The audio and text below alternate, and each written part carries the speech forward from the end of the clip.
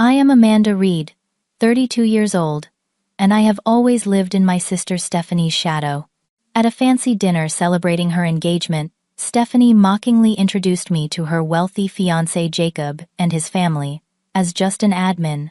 When Jacob politely asked what exactly I did, I replied with one word that changed everything. The entire table froze. His parents looked pale. Stephanie was confused. If you have ever been underestimated by family, like this video and subscribe. As I tell you what happened next, comment where you are watching from, and let me know if you have ever had to set the record straight with someone who thought they knew everything about you. Growing up, I was always the quiet one. My sister Stephanie is 3 years older than me, and from the moment she could talk, she commanded attention. Our childhood home in suburban Massachusetts was filled with her laughter, her friends, and later her trophies. Stephanie was beautiful, outgoing, and seemingly perfect in every way. My parents never explicitly favored her, but their eyes always lit up a little brighter when Stephanie entered a room. I still remember my 10th birthday party.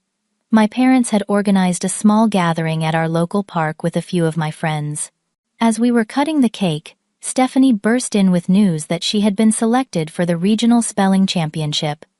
Within minutes, my birthday became a celebration of her achievement. This pattern repeated throughout our childhood, my moments overshadowed by her accomplishments. In high school, the contrast between us became even more apparent. Stephanie was homecoming queen, captain of the debate team, and universally popular. I was quiet and studious, preferring the library to social gatherings. I developed a passion for justice and law, early on devouring books about famous court cases, while Stephanie attended parties. My interests were dismissed as boring by my family, who were enchanted by Stephanie's vibrant social life and academic honors. After graduation, our paths diverged further. Stephanie received a partial scholarship to Princeton, where she studied marketing and business. My parents scraped together every spare dollar to help fund her education, beaming with pride at every holiday when she regaled us with stories of prestigious internships and networking events. I took a different route. I enrolled in community college, while working full-time as an administrative assistant at the local courthouse. My parents viewed this as settling, not understanding that I was strategically positioning myself in the legal system while working toward my degree. I learned the inner workings of the court from the ground up, building relationships with judges, attorneys, and court officials. Meanwhile, I studied nights and weekends, eventually transferring to a state university to complete my undergraduate degree in legal studies. Throughout those years, Stephanie's visits home were events. My parents would prepare elaborate meals and invite extended family to hear about her latest achievements. When asked about my life, I would mention my promotion to senior court administrator, or my acceptance to an evening law program. These announcements were typically met with polite nods before the conversation returned to Stephanie's marketing projects for major brands or her luxury vacations with college friends. The pattern continued into our 20s. Stephanie landed a job at a prestigious marketing firm in New York City, quickly climbing the corporate ladder. She dated successful men and lived in a stylish apartment. My life seemed mundane in comparison, working days at the courthouse and attending law school at night. What my family did not see was my growing reputation in the legal community, the mentorship I received from respected judges, or my graduating with honors despite my punishing schedule. By my late 20s, I had passed the bar exam and secured a position as an assistant district attorney. Stephanie sent a congratulatory text but missed my swearing-in ceremony due to a company retreat. My parents attended, but spent much of the reception discussing Stephanie's recent promotion to marketing manager. I had long since stopped seeking their validation, finding satisfaction in my own achievements and the respect of my colleagues. 3 years ago, I was appointed to the federal bench after a distinguished career as a prosecutor. At 32, I was one of the youngest federal judges in the circuit, an achievement that made headlines in legal publications. I called my parents with the news, but they were distracted by preparations for Stephanie's visit. I sent an announcement to the family email list including the date of my investiture ceremony. Only my elderly aunt attended. Stephanie sent flowers with a card signed by her assistant. What surprised me most during these years was discovering that Stephanie was not as confident as she appeared. Occasional comments revealed insecurities about her accomplishments, as though she measured success solely by external validation. Despite her impressive title and salary, she frequently changed companies, always chasing more prestigious positions. Meanwhile, I built a solid reputation for fairness and legal acumen, finding fulfillment in making meaningful contributions to the justice system. 6 months ago, Stephanie called with excitement in her voice. She had met someone special, Jacob Palmer, a third-generation attorney from a well-known Boston family. Their relationship progressed quickly, and within months they were engaged. Stephanie described him as brilliant, handsome, and from the right kind of family. For the first time in years, I allowed myself to hope for a fresh connection with my sister. Perhaps her relationship with someone in the legal profession would finally create common ground between us. When Stephanie invited me to an engagement celebration dinner with Jacob and his parents, I accepted readily. I looked forward to meeting the man who had captured my sister's heart, and perhaps having someone at family gatherings who understood my world. Little did I know that this dinner would fundamentally change my relationship with my sister and my family forever. The restaurant Stephanie selected for her engagement celebration was exactly what I expected: exclusive, elegant, and clearly designed to impress. Crystal chandeliers hung from vaulted ceilings and original artwork adorned walls covered in silk wallpaper. A pianist played softly in the corner, and waitstaff moved with practiced precision between tables draped in pristine white linen. I arrived 15 minutes early, preferring to be settled before meeting Jacob and his family. The maitre d' led me to a private dining area in the back of the restaurant, where my parents were already seated, looking slightly uncomfortable amidst the opulence. Mom had worn her best dress, a navy blue number she typically reserved for wedding anniversaries, while Dad tugged at the collar of a suit I had not seen since cousin Jennifer's wedding 3 years ago. Amanda, my mother, rose to greet me, eyes quickly assessing my outfit, a tailored charcoal pantsuit with a simple pearl necklace. "You look professional as always." Her tone carried a hint of disappointment, as though she had hoped I would make more of an effort for the occasion. I had carefully chosen my attire, professional, but not flashy. As a federal judge, I had learned to balance authority with approachability. The pearl necklace had been a gift to myself when I received my appointment to the bench, a small symbol of the achievement that had gone largely uncelebrated by my family. "The suit looks nice," Dad offered, giving me a quick hug. "Stephanie says Jacob's family is quite something. His father is a senior partner at Palmer, Whitney and Taft." The nervousness in his voice revealed his awareness of the social dynamics at play. We were about to meet people who moved in circles far above our middle-class background. Before I could respond, Stephanie swept into the room in a designer dress that probably cost more than my monthly mortgage payment. Her engagement ring caught the light, a diamond so large it bordered on ostentatious. Behind her stood a tall, well-dressed man with thoughtful eyes and a confident smile. "Everyone," Stephanie announced with the flair of a talk show host, "this is Jacob." She looped her arm through his possessively. Jacob stepped forward, shaking hands with my father and giving my mother a polite kiss on the cheek. When he turned to me, I noticed a sharpness in his gaze, an analytical quality that suggested he missed little. "You must be Amanda.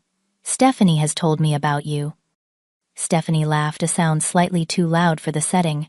"Not much to tell about Amanda's boring office job, honey. Oh, look, your parents are here." I turned to see an elegant, older couple approaching our table. Thomas Palmer had silver hair and carried himself with the easy confidence of a man accustomed to power. His wife Diane moved with graceful precision in an understated but clearly expensive ensemble that spoke of old money and refined taste. Jacob made the introductions, and I noticed immediately that his parents were impeccably polite, asking thoughtful questions of everyone at the table. When Mrs. Palmer inquired about my work, Stephanie quickly intercepted. "Amanda does some administrative work at a company downtown," she said dismissively. "Nothing as exciting as what the rest of us do." "Jacob, Did you tell them about that new client your firm just signed? I felt a familiar tightness in my chest, but maintained my composed expression. Over the years I had developed a protective shell against Stephanie's dismissals. What stung was not her underestimation of my career, but her deliberate attempt to minimize me in front of others. As we settled into our seats, I noticed my chosen position placed me directly across from Jacob. Throughout the appetizer course, I caught him observing the dynamics between Stephanie and me, with subtle interest. When I began to answer Mr. Palmer's question about changes in the downtown area, Stephanie interrupted with an anecdote about a marketing campaign she had developed for a new restaurant chain. My parents exchanged uncomfortable glances, but said nothing, falling into their lifelong pattern of silent acceptance. "Amanda, what kind of car do you drive?" Stephanie asked suddenly, as our salads arrived. "I was just telling Jacob's parents about your cute little economy sedan. Such a practical choice." Her smile was sweet, but her eyes held a challenge. "It serves its purpose," I replied, evenly unwilling to mention that I had selected the understated vehicle, deliberately preferring to maintain a low profile given my position on the bench. "And your apartment is in that developing area, right? The one they're trying to revitalize." Stephanie continued her tone, suggesting I lived in an undesirable location, rather than the historic district I had carefully selected for its character and proximity to the courthouse. Jacob's father leaned forward. "Some of those revitalized neighborhoods have the most interesting architecture. Which building are you in?" Before I could answer, Stephanie jumped in again. "Oh, it's nothing special. Not like our place in Beacon Hill." She squeezed Jacob's arm possessively. "Jacob's family has the most amazing summer home in Martha's Vineyard. We are spending a month there after the wedding." As the main course arrived, I noticed Jacob watching me, with increasing curiosity. When Stephanie excused herself to visit the ladies' room, he leaned slightly toward me. "Stephanie mentioned you work downtown. Are you near the Federal Complex?" he asked casually. Something in his tone suggested he might know more than he was letting on, but before I could respond, Stephanie returned quickly, steering the conversation back to wedding plans and their upcoming honeymoon in the Maldives. Throughout the meal, wine flowed freely, and with each glass, Stephanie's behavior became more pronounced. Her stories grew louder, her interruptions more frequent, and her need to impress Jacob's parents more obvious. What I found most interesting was the subtle shift in Jacob's parents' demeanor, from polite interest to careful observation. They were assessing not just Stephanie, but the family dynamic as a whole. "My daughter has always been exceptional," my father offered during a brief lull. "First in her class homecoming queen, and now marketing director by 35. We always knew she was destined for great things." I noticed my mother's quick glance in my direction, a rare acknowledgement of the imbalance in their attention. For a moment I thought she might mention my achievements, but instead she simply nodded in agreement with my father. Jacob's mother turned to me with a gentle smile. "And what about you, Amanda? What do you enjoy about your work?" I opened my mouth to provide a carefully vague response, but Stephanie's laugh cut through the air. "Mom, nobody wants to hear about filing systems and answering phones. Trust me, Amanda's work is nothing compared to what the rest of us do." For the first time that evening, I saw a flicker of something cross Jacob's face, a momentary tightening around his eyes that suggested displeasure. His parents exchanged a quick glance, and I realized they were noticing far more than they let on. As dessert was being served, I felt a growing tension at the table. Stephanie had moved beyond subtle jabs to outright dismissal, seemingly unaware of the impression she was creating. Jacob had grown quieter, his attention shifting between Stephanie and me with increasing frequency. I sensed a connection forming that neither Stephanie nor I fully understood yet, a thread of recognition that was about to pull our carefully constructed family narrative apart at the seams. As coffee was served, the conversation shifted toward professional achievements. Mr. Palmer mentioned his firm's recent victory in a complex corporate litigation case, speaking with measured pride about their legal strategy. Mrs. Palmer discussed her work, chairing a prestigious hospital board. My parents contributed stories about their careers in education before retirement, while Jacob described a challenging case he had recently argued. Stephanie seized the opportunity to highlight her recent promotion. "I have just been named marketing director for the entire Northeast region," she announced, her voice carrying to nearby tables. "The youngest director in company history.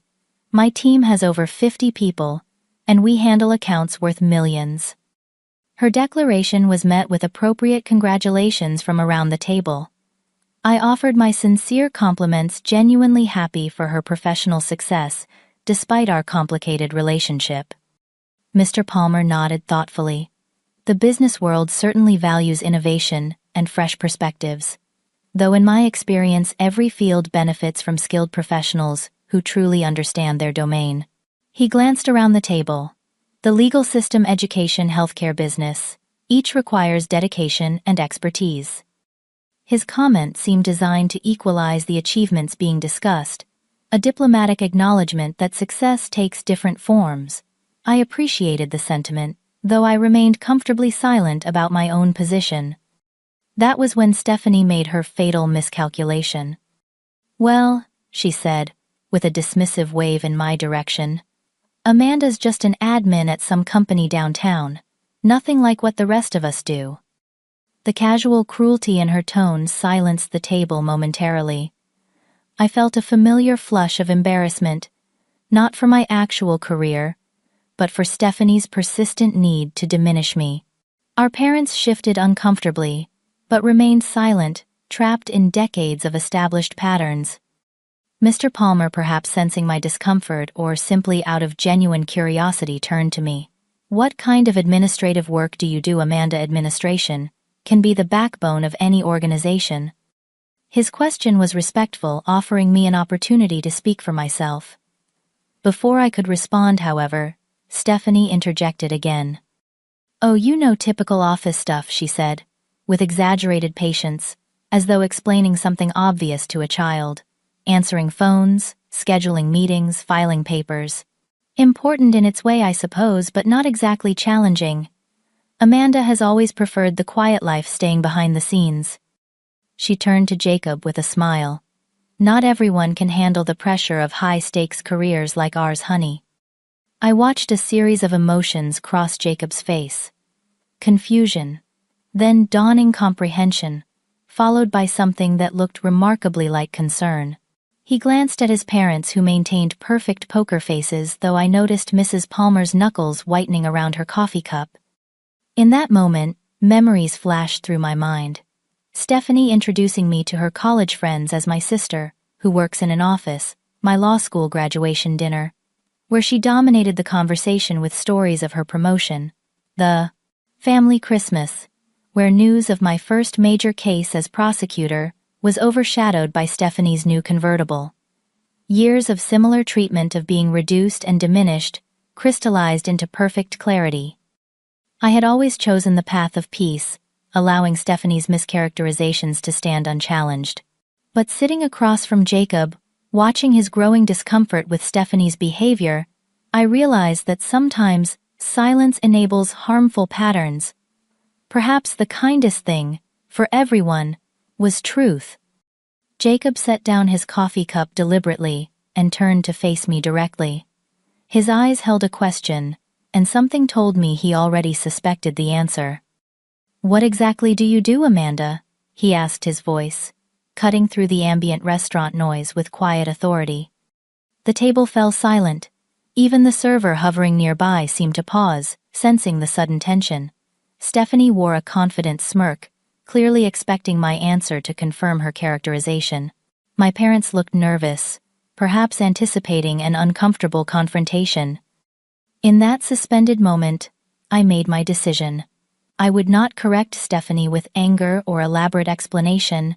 I would not list my achievements or titles to compete with her. The truth needed only one word. I met Jacob's gaze steadily, and said simply, "Judge." The single word landed in the center of the table like a physical object. Jacob froze his fork, suspended halfway to his mouth. His parents exchanged startled glances. My mother's hand flew to her throat in surprise. Not at the information which she technically knew, but at my public acknowledgement of it. Stephanie's confusion was evident. "What do you mean, judge?" she asked with nervous laughter. "Like you judge baking contests or something." Jacob set down his fork carefully. "You're the Judge Reed?" he asked, his voice carrying a note of genuine surprise. "Federal District Court, Eastern Division." I nodded, once maintaining my composure, despite the thundering of my heart. Jacob turned to Stephanie, then to his parents. "I argued the Millbrook securities case in her courtroom last month." He looked back at me with newfound respect. "Your ruling on the admissibility of the electronic evidence was masterful. The law review article discussing your decision has been circulating throughout our firm." Stephanie's face underwent a remarkable transformation. Shock, disbelief, and then the dawning horror of recognition. Her cheeks flushed deep red, and she opened her mouth several times without managing to produce words. Jacob's parents recovered quickly, their impeccable social training serving them well. Mrs. Palmer leaned forward with genuine interest. "I serve on the hospital board with Judge Carmichael. He has mentioned you several times, always with the highest regard." Mr. Palmer nodded thoughtfully. "Appointed to the federal bench at 29, if I recall correctly. One of the youngest federal judges in the circuit. Quite an achievement." "I was actually 30, I corrected gently, though the nomination process began earlier. Stephanie found her voice at last. "But you're an administrative assistant," she insisted, though with much less certainty.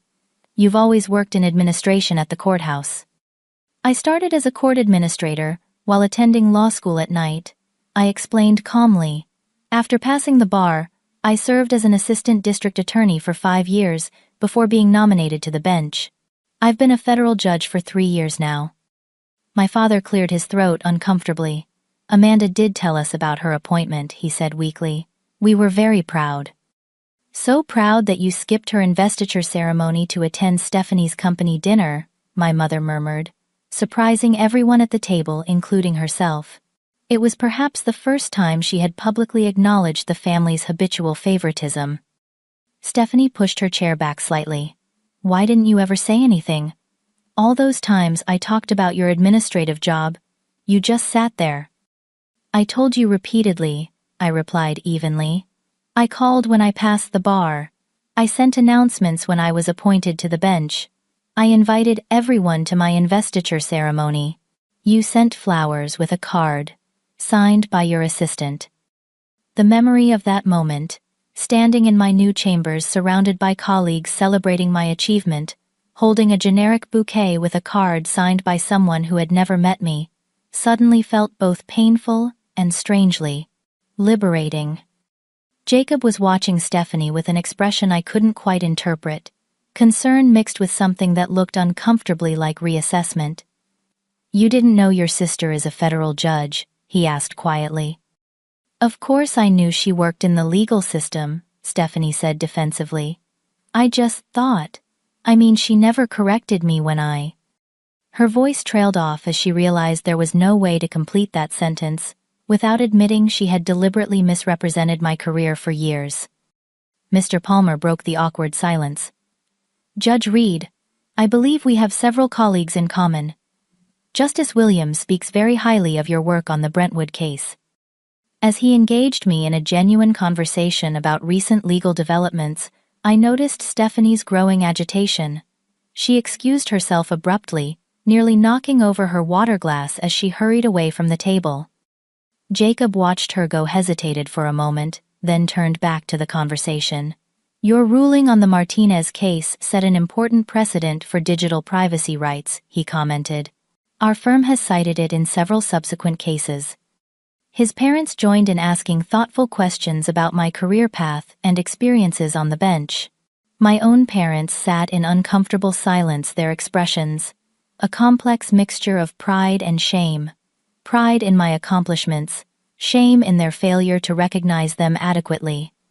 As the discussion continued, I felt oddly detached, watching this new reality unfold around me. The truth had been spoken not with resentment or vindication but simply as fact. One word had changed everything. Not just how others saw me, but perhaps how I would navigate my family relationships moving forward. And somewhere in the restaurant, my sister was confronting a truth she had carefully avoided for years. After several minutes of engaging conversation about recent notable cases, I excused myself from the table. The restroom was located down a quiet hallway lined with original artwork. As I approached, I heard muffled sobbing from inside. Taking a deep breath, I pushed open the door to find Stephanie, leaning against the marble counter, mascara tracking down her cheeks. She looked up at my entrance, her expression hardening. "Are you happy now?" she demanded, gesturing wildly. "You completely hijacked my engagement dinner." I moved to the sink beside her, maintaining a calm exterior despite my racing heart. "That wasn't my intention," I said quietly, reaching for a paper towel. But I wasn't going to lie about my career when directly asked. "You could have corrected me any of the 100 times before tonight," she snapped, snatching the towel from my hand.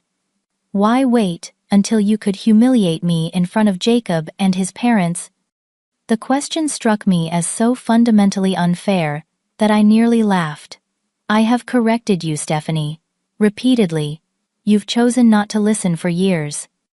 "That's not true," she protested, though her eyes flickered away from mine in the mirror.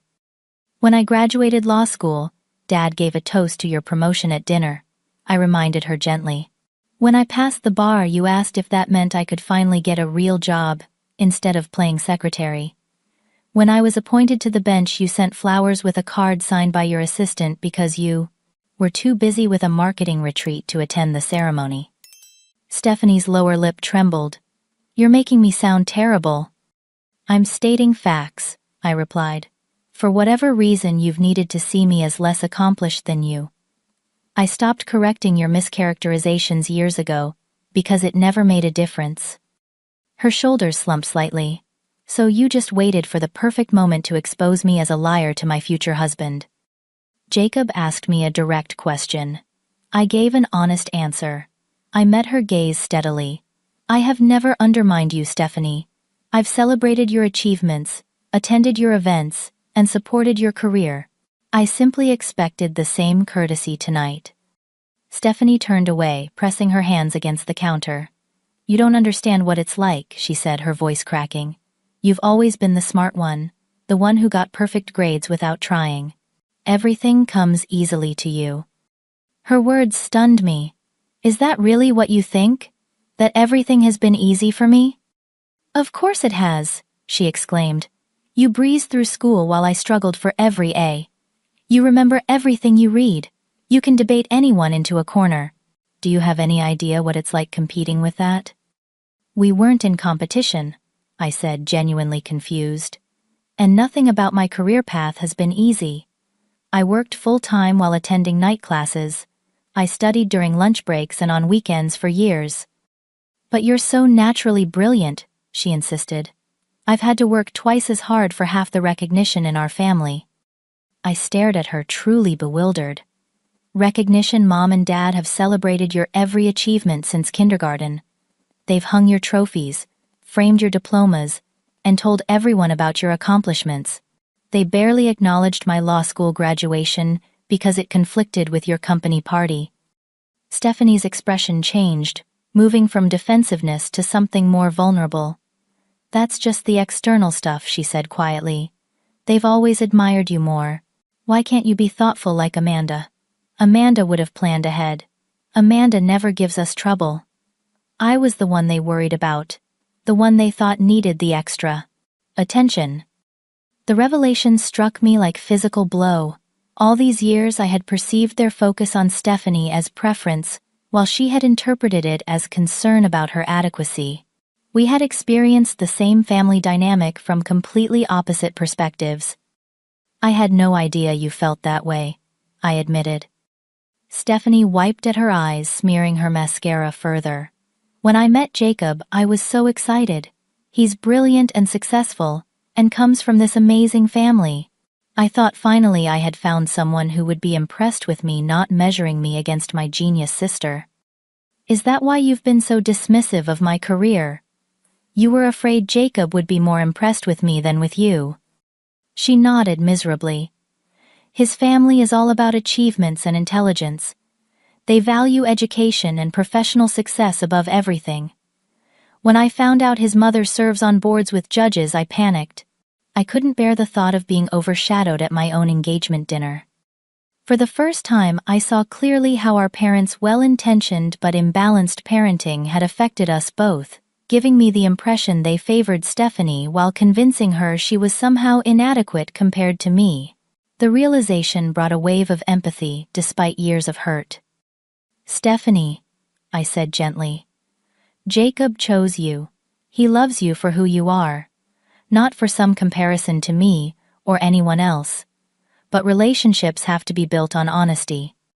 "He's going to break up with me," she whispered, fresh tears welling. "He values honesty above everything, and I've been lying about my own sister." "You haven't been lying about yourself," I pointed out. "Your achievements are real. Your success is genuine. The only falsehood was about me, and that can be corrected." She looked up, vulnerability plain on her face. "Do you hate me for how I've treated you?" The question deserved honest consideration. "I've been hurt," I acknowledged, "many times. But no, I don't hate you. You're my sister. I just want a relationship based on mutual respect." "I do respect you," she said, surprising me. "I always have. That's part of the problem. I respect you so much that it terrifies me." The admission hung between us, a first step toward understanding. I reached out and squeezed her hand briefly. "We should get back before they send a search party." Stephanie nodded quickly, repairing her makeup with practiced efficiency. Before we left the restroom, she turned to me with unusual hesitation. "What do I say to Jacob?" "The truth," I suggested. "That you've struggled with insecurity about our relationship and made poor choices as a result. That you're sorry and want to start fresh." "And will you? Will you help me? Not make things worse?" The question contained a vulnerability I had rarely seen from my confident sister. "I'm not here to punish you, Stephanie. I'm here to celebrate your engagement. Let's focus on that." She nodded gratefully, and we made our way back to the table together. As we approached, I noticed Jacob watching us with a thoughtful expression. When Stephanie took her seat beside him, he placed his hand over hers in a subtle gesture of support. Whatever his thoughts about the evening's revelations, he clearly cared about her feelings. "Everything all right?" he asked quietly. Stephanie glanced at me before responding. "We needed to clear a few things up. I owe everyone an apology, especially Amanda." My parents looked startled at this unprecedented development. Jacob's parents maintained polite expressions, though I detected genuine interest beneath their social poise. "I haven't been entirely truthful about Amanda's career." Stephanie continued, her voice gaining strength. "The truth is, my sister is a federal judge, and I've been jealous and insecure about her success. I'm sorry for misrepresenting who she is." The simple admission clearly cost her considerable pride. Jacob squeezed her hand, his expression softening. "Thank you for being honest," he said. Then, turning to me, he added, "And thank you, Judge Reed, for your grace in a difficult situation." "Please, it's Amanda tonight," I insisted. "We're here to celebrate your engagement, not my career." Mr. Palmer raised his glass. "To honesty and new beginnings," he proposed. "And to what I suspect will be interesting family gatherings for years to come." The toast broke the tension, allowing conversation to resume with a new, more authentic quality.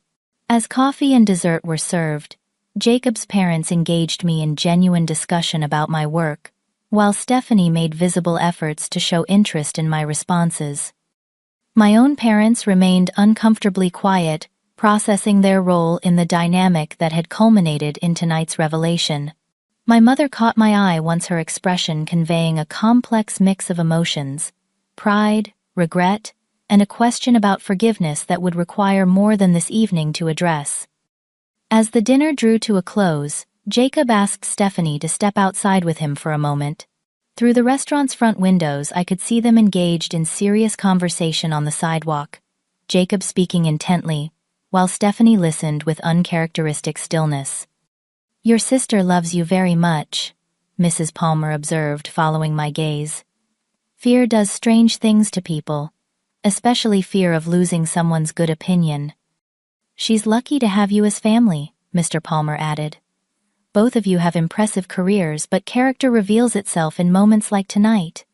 You showed remarkable restraint and compassion." Their kindness brought unexpected emotion to my throat. "Stephanie is a genuinely talented marketing executive," I said. "Her accomplishments are real and impressive. I hope tonight doesn't overshadow that." "Different strengths make a family stronger," Mrs. Palmer replied. "Our son clearly cares deeply for your sister. I suspect this evening, difficult as it was, will ultimately strengthen their relationship through honesty." When Jacob and Stephanie returned to the table, a subtle shift had occurred. They remained physically close, but something in their interaction had deepened. Jacob caught my eye briefly, his nod communicating both respect and gratitude. As we gathered our belongings to leave, Stephanie approached me. "Can we have coffee next week?" she asked tentatively. "There's a lot I think we should talk about." "I'd like that," I replied, surprised by how much I meant it. Our goodbye hug felt different from any we had shared in years. Less performance, more genuine connection. As Jacob and I shook hands, he leaned in slightly. "Thank you for handling this with such dignity," he murmured. "It means more than you know." Driving home, I felt oddly lightened. One word, Judge, had collapsed a facade maintained for years. The path forward with my family remained uncertain, but for the first time in memory, it would be built on truth rather than comfortable fictions. That foundation, however, rocky, initially offered possibilities that had previously seemed unattainable. The next morning, I awoke to a text from my mother. "Can we talk? Your father and I have been thinking about a lot of things." I replied with an invitation for coffee that weekend, knowing we needed a conversation long overdue. Before I could set my phone down, another message appeared. This one from Jacob. "Thank you again for last night. Stephanie and I had a long talk afterward. She loves you very much, but has struggled with comparison for years. I hope we can all move forward with more understanding." His message surprised me, not just the sentiment but the fact that he had obtained my number and reached out independently. It suggested a thoughtfulness that Stephanie had never mentioned in her descriptions of him.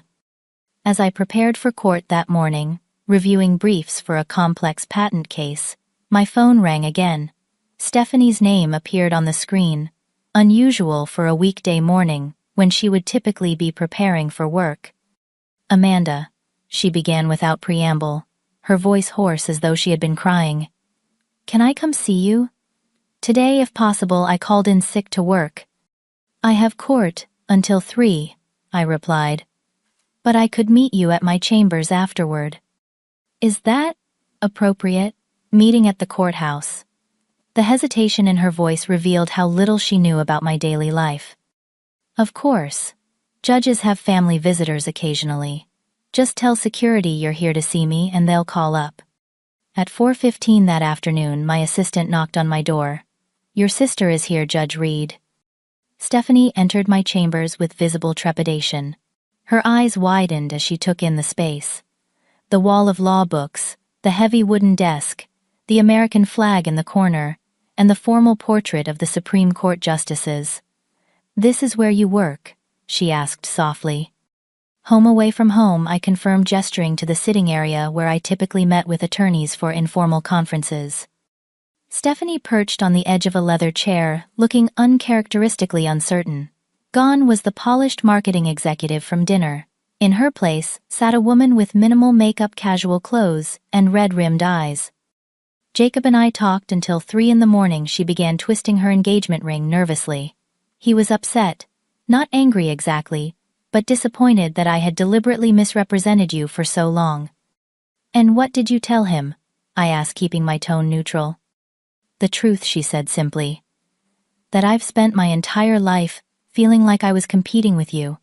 That I've been terrified of being seen as the less successful sister. That I deliberately downplayed your achievements because I was afraid of being overshadowed." She looked up, meeting my gaze directly.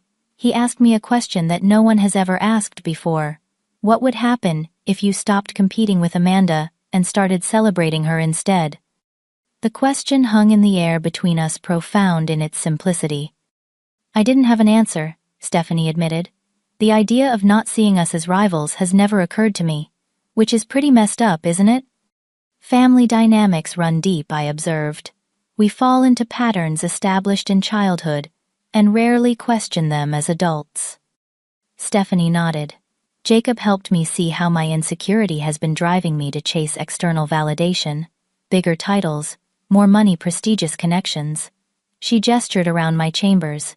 While you've been doing meaningful work that actually matters. Your work matters too, I countered.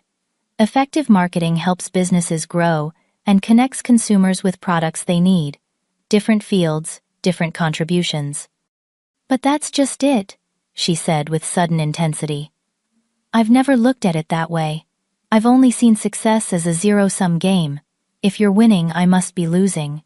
Jacob asked me, what would happen if we could both win, just in different arenas? Her insight surprised me.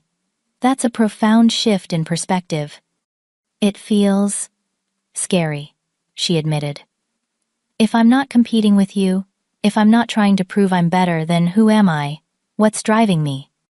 The vulnerability in her question touched me deeply. For perhaps the first time, I was seeing past Stephanie's carefully constructed facade to the insecure person beneath.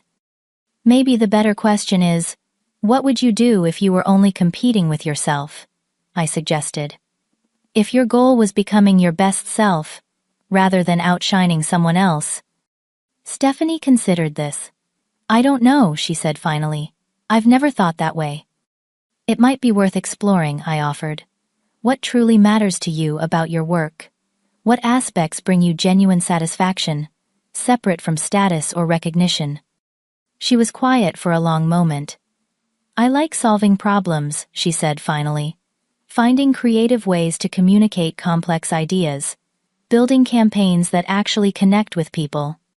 That sounds fulfilling, I observed, and entirely separate from any comparison to me or anyone else. Jacob said something similar, she acknowledged. He thinks I should consider therapy to work through some of these competitive feelings. She glanced up quickly. What do you think about that? The question represented a seismic shift in our relationship. Stephanie actually seeking my opinion on a personal matter with apparent sincerity. I think it shows wisdom to seek professional support when navigating difficult emotional terrain, I said carefully. Many of my colleagues use therapy to manage the stresses of the bench. There's no shame in seeking help to become healthier. Stephanie nodded slowly. I scheduled an appointment for next week, she admitted. I think I've been using our rivalry to avoid looking at some things in myself. We sat in companionable silence for a moment, the tension between us easing into something more contemplative. Our parents called me this morning, Stephanie said eventually. They're pretty upset about last night. Mom was crying, saying she had no idea how much they had hurt you by focusing so much on me. It wasn't deliberate on their part, I said, surprising myself with how much I meant it. They probably thought I was more self-sufficient, that I needed less overt support. That's exactly what Mom said, Stephanie confirmed. She said you always seemed so capable while I was more demanding of attention. She grimaced. Not exactly flattering to hear, but probably accurate. They did their best, I offered. Parenting doesn't come with a manual for balancing attention between very different children. You're being incredibly understanding about all this, Stephanie observed. I'm not sure I would be so forgiving if the situation were reversed. I considered her observation. It's not about forgiveness so much as moving forward. Holding on to resentment wouldn't serve any purpose. Very judicial of you, she said with a small smile, the first genuine one of our conversation. Occupational hazard, I replied, returning her smile. I spend my days evaluating evidence and seeking fair resolutions. Speaking of which, Stephanie gestured around my chambers again. I can't believe I've never seen where you work. I can't believe I've never asked about your cases or your experiences as a judge. Her voice dropped. I've missed so much of your life. Because I was too busy being jealous to be interested. We can change that moving forward, I suggested. If you'd like to. I would? She said with surprising firmness. I want to know my sister, the real person, not the competitor I've imagined. As we talked further, Stephanie asked questions about my work, thoughtful, interested questions about memorable cases, daily challenges, and what I found meaningful about being a judge. For the first time in our adult lives, we were having a genuine conversation about my world, and I found myself sharing insights and experiences I had never expected to discuss with her. In turn, I asked about her marketing work, listening with genuine interest as she described creative campaigns and strategic challenges. Without the lens of competition, I could appreciate her intelligence and professional skill in a new light. When she finally glanced at her watch, we were both surprised to discover 2 hours had passed. I should let you go, she said, rising reluctantly. You probably have important judge things to do. Just reviewing briefs for tomorrow's hearings, I admitted. But they do need attention. At the door to my chambers, Stephanie paused. Can we do this again? Maybe dinner next week? I'd like that, I said sincerely. She hesitated, then stepped forward to hug me. Not the quick perfunctory embrace we typically exchanged at family gatherings, but a real hug, communicating genuine emotion. I'm sorry, she whispered, for years of treating you like a rival instead of a sister, for missing your investiture, for all of it. I know, I replied, simply returning her embrace. We start fresh from here. As I watched her walk toward the elevators, I felt cautiously optimistic about the possibility of building a new relationship with my sister, one based on mutual respect and genuine interest, rather than competition and misunderstanding. The path wouldn't be smooth or straightforward, but for the first time in years it seemed possible. Later that evening, my phone chimed with a text from Jacob. Stephanie told me about your conversation today. Thank you for your compassion and wisdom. Looking forward to getting to know my future sister-in-law better. I smiled at the message, appreciating his involvement in what was clearly a healing process for Stephanie. Perhaps her instincts about him had been right after all. He seemed to be exactly the partner she needed to grow into her best self. The remainder of the dinner unfolded with a new dynamic. Jacob's parents, now aware of my position, engaged me in conversation about recent cases and legal developments. Thomas Palmer mentioned several colleagues we had in common, while Diane expressed interest in having me speak at a charity foundation event they chaired. We host a scholarship fundraiser for first-generation law students each spring, she explained. Having someone who has risen to your position at such a young age would be incredibly inspiring for the recipients. I noticed how carefully Jacob was watching Stephanie throughout these exchanges, not with disapproval, but with thoughtful assessment of how she was handling the situation. For her part, Stephanie made visible efforts to show genuine interest in the conversation about my work, asking questions that revealed her desire to understand this part of my life she had previously ignored. My parents remained noticeably quiet, their expressions, a complex mixture of pride and discomfort. I caught my mother's eye briefly, and the shame I saw there made me realize they were processing their own role in our family's dynamics. As the conversation continued, I found myself deliberately steering topics away from my career, declining the spotlight to help Stephanie recover the evening's original purpose, celebrating her engagement. When Jacob's father asked about a recent high-profile case, I provided a brief response before asking Jacob about his plans for their honeymoon destination. Jacob smiled gratefully at the redirect. We're thinking Bali, he said, covering Stephanie's hand with his. Stephanie has always wanted to see the temples at sunrise. Stephanie has an amazing eye for beauty, I added sincerely. Her Instagram feed from your trip to Croatia last summer was stunning. My sister looked at me with surprise, clearly not expecting me to remember or mention her travel photography. You follow my Instagram? Of course, I replied simply. Your composition is remarkable. I particularly loved the series from the lavender fields. A genuine smile spread across her face. Not the practiced, polished expression she typically wore at family gatherings, but something more authentic. Thank you. I took a photography course last year to improve my techniques. As dessert arrived, I noticed Jacob gently guiding Stephanie away from the table for a private conversation. Through the restaurant's front windows, I could see them engaged in serious discussion on the sidewalk, Jacob speaking intently while Stephanie listened, with uncharacteristic stillness. His expression was serious but kind, his body language supportive rather than accusatory. "Your sister seems to be processing quite a bit tonight," Mrs. Palmer observed following my gaze. "It's been an unexpected evening for everyone," I acknowledged. "Family dynamics can be complicated," she said diplomatically. "Jacob values honesty above almost everything else. It's something his father and I instilled in him from childhood. But he also has an exceptionally compassionate heart." Mr. Palmer nodded in agreement. "Our son sees the best in people even when they aren't at their best. It's what makes him both an excellent attorney and a good man." When Jacob and Stephanie returned to the table, a subtle shift had occurred between them.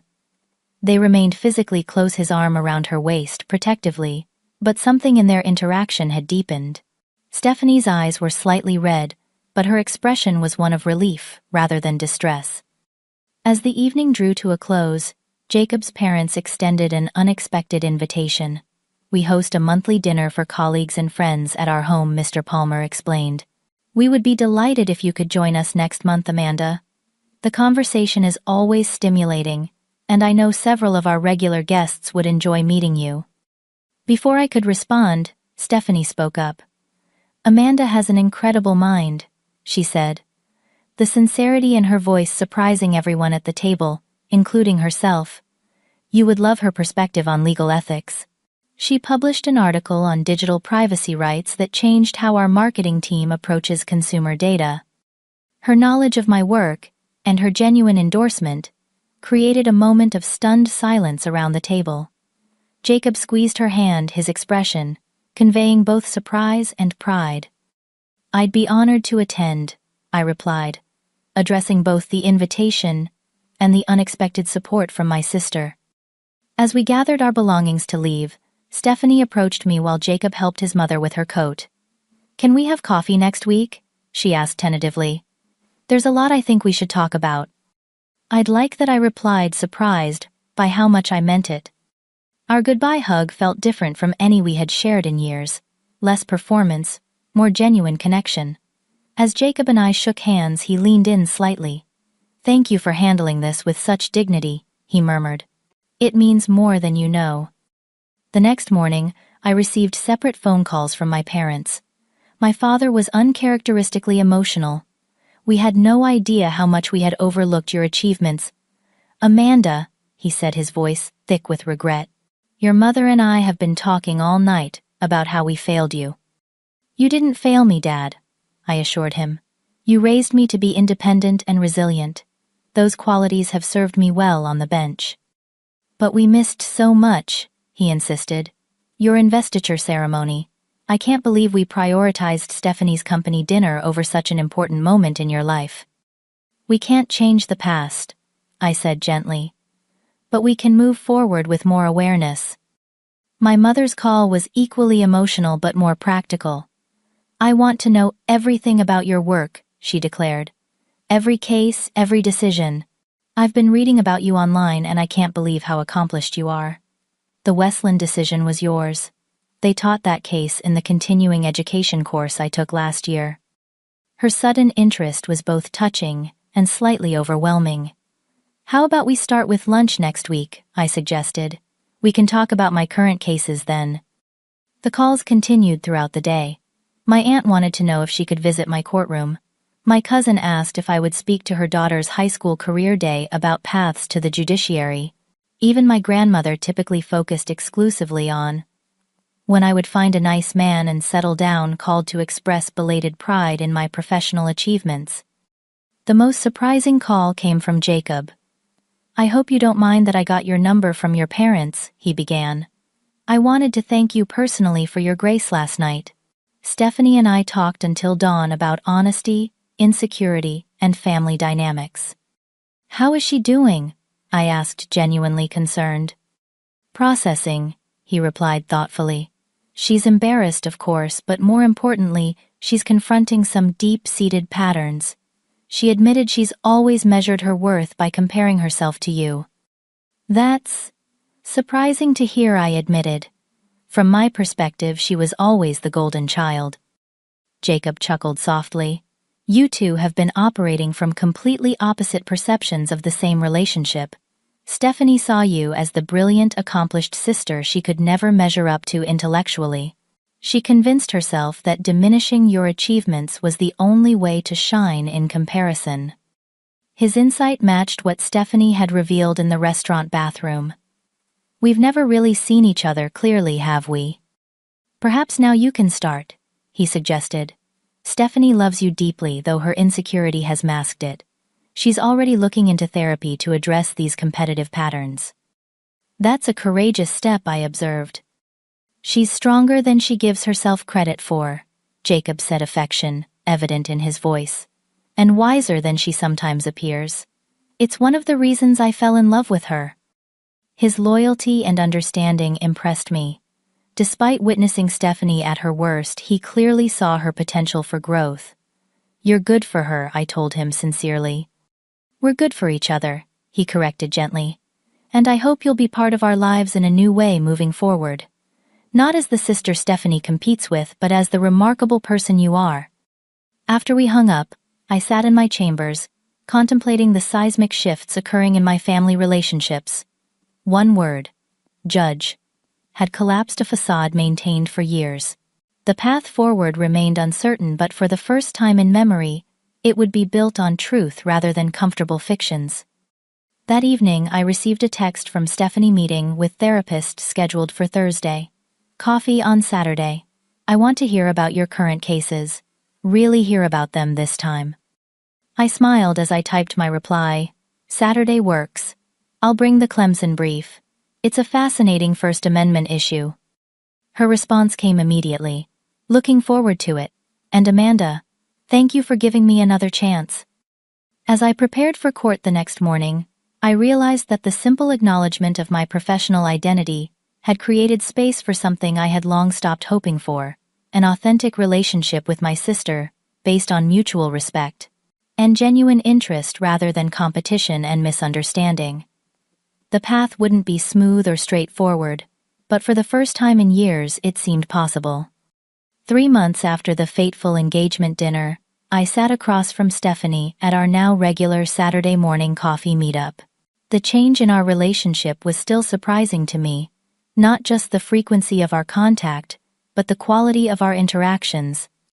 So, the privacy issue in the Henderson case hinges on whether metadata constitutes protected information, she asked, genuinely engaged in my explanation of a pending decision. Exactly, I confirmed, impressed by her grasp of the legal concepts.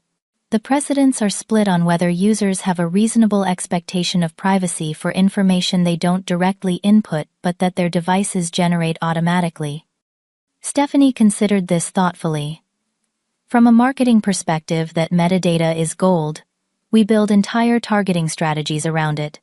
But I can see the ethical concerns, especially when people don't understand what they're revealing through their digital footprint.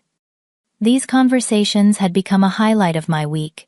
An opportunity to discuss complex legal issues with someone who brought a different professional perspective. Stephanie's marketing background often provided insights about consumer behavior and communication that added nuance to my thinking about certain cases. More remarkable than our intellectual exchanges was the emotional honesty developing between us. Stephanie had been seeing a therapist, regularly confronting her lifelong patterns of competitive behavior and insecurity. Dr. Winters says, I used external validation as a substitute for self-worth, she explained during one of our early meetings, constantly seeking approval from others instead of developing my own internal measurements of success. Her willingness to examine these patterns impressed me. It couldn't have been easy to confront decades of established behavior, yet she approached the process with determination and growing self-awareness. For my part, I was learning to be more forthcoming about my achievements, rather than minimizing them to avoid conflict. When I received a prestigious appointment to the Judicial Conference Committee on Court Administration, I shared the news immediately, rather than downplaying its significance. "That's incredible," Amanda Stephanie had exclaimed, with genuine enthusiasm. "National recognition of your administrative expertise. We should celebrate." She organized a small dinner with our parents Jacob and a few close friends. My first experience of family genuinely celebrating my professional accomplishments. Our parents were making their own adjustments, working to balance their attention and interest between us. Mom had become almost comically diligent about knowing my court schedule, sometimes calling with more detailed knowledge of my upcoming cases than my own clerk possessed. "Mom, how did you know about the Perlman hearing?" "It was just added to the docket yesterday," I asked during one such call. "I check the district court calendar online every morning," she admitted. "I've set up Google alerts for your name too. I don't want to miss anything important again." Her overcorrection was both touching and slightly overwhelming, but it came from a place of genuine remorse and desire to change. Dad, meanwhile, had taken to sending thoughtful articles related to my areas of legal interest, often with insightful questions that showed he had actually read and considered the content. The most profound change, however, was in my relationship with Stephanie. The pretense and competition that had characterized our interactions for decades had given way to something more authentic. We still occasionally fell into old patterns, a flash of jealousy from Stephanie, a moment of defensiveness from me, but now we recognized these reactions and addressed them directly. "I noticed I felt envious when Mom kept talking about your interview in the Legal Times," Stephanie admitted during one coffee meeting. "Old habits die hard." But then I remembered what Dr. Winters said about celebrating others' success without diminishing my own value, and the feeling passed. Her honesty invited reciprocity. "I still sometimes expect you to dismiss my work," I confessed. "I catch myself preparing defensively for criticisms that aren't coming anymore." These honest exchanges were healing old wounds and building new understanding between us. We were learning to see each other as allies, rather than competitors, appreciating our different strengths and supporting each other's growth. Jacob and Stephanie's relationship had weathered the revelation and emerged stronger. His unwavering support during her process of self-examination had deepened their connection. When they adjusted their wedding date to accommodate my court schedule, I recognized it as more than a practical decision. It was a symbolic acknowledgement of my importance in their lives. My professional life continued to flourish, with several of my decisions receiving positive attention in legal journals. When a profile in the National Law Review described me as one of the most promising young judges in the federal judiciary, Stephanie was the first to share it proudly on social media. Perhaps the most significant marker of our changing relationship came when Stephanie declined a prestigious marketing position that would have significantly increased her salary and status. "It would have meant 60-hour weeks and constant travel," she explained, when I expressed surprise at her decision. After all this work on understanding what really matters to me, I realized I value my relationships and quality of life more than another impressive title. That's growth, right? Her self-awareness impressed me. Significant growth, I agreed.